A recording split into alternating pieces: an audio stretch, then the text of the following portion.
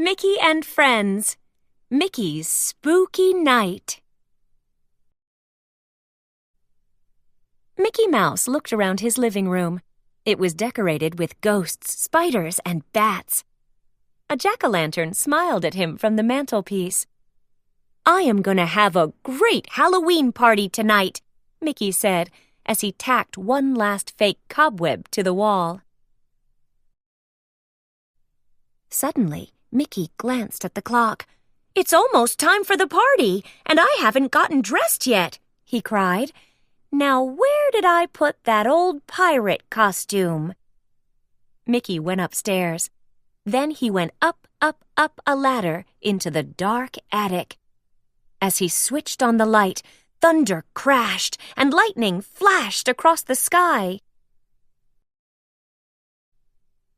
Mickey looked around and noticed something tall in the corner.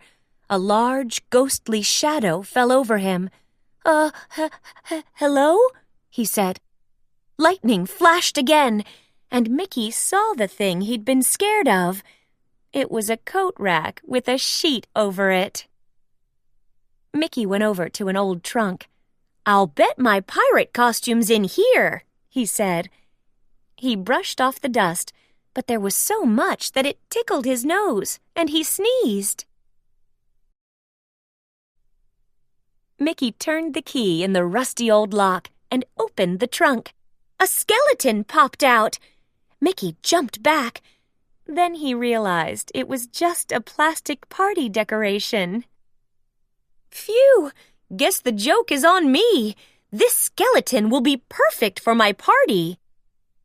Mickey rummaged around. "I'd better take the whole trunk downstairs," he said. "There's a lot of cool stuff in here." Meanwhile, in Mickey's backyard, Pluto was chasing a ball this way and that.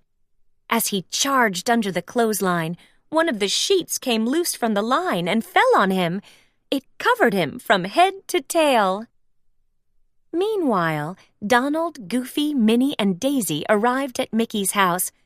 "Gosh," Goofy said, "look at the lightning."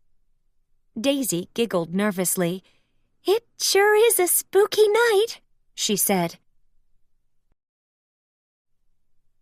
As the thunder boomed and the lightning flashed, Minnie and her friends raced into Mickey's house. "Mickey, we're here," Minnie called. But there was no answer. Mickey was too far upstairs to hear anything over the sounds of the storm. Just then, the lights went out. Mickey's friends heard weird thumping sounds above them. Minnie gasped. "What was that?" she asked. "It sounds like a coffin being dragged across Mickey's room," said Daisy. Now Donald was getting nervous. Between the storm, the dark, and the noises, it felt a little like they were in a haunted house. Out in the backyard, poor Pluto was still stuck under the sheet. He couldn't see to find his doggy door.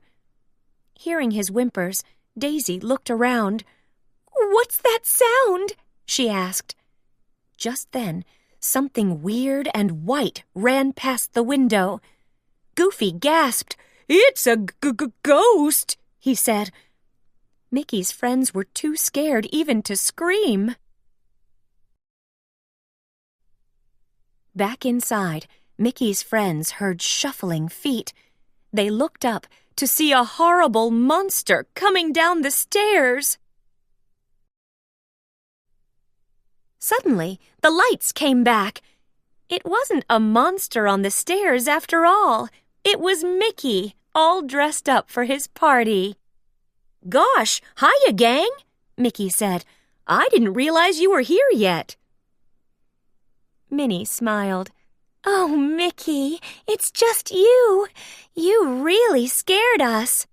"We thought you were a ghost," said Goofy.